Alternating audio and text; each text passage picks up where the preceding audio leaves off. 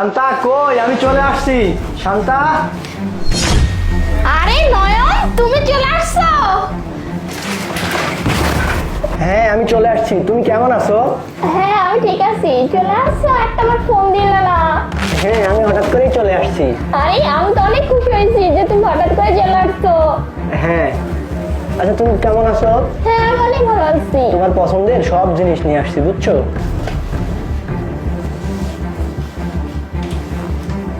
ভাবি, আমি আপনাকে অনেক ভালোবাসি, এটা আমার বউ সহ্য করতে পারে না।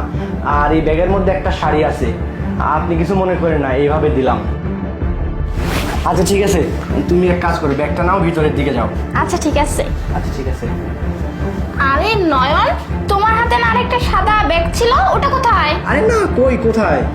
না না, আমার স্পষ্ট মনে আছে তোমার হাতে আরেকটা ব্যাগ ছিল। আরে না, আরে দাঁড়ান দাঁড়ান বলছি। আরে শান্তা শুনো।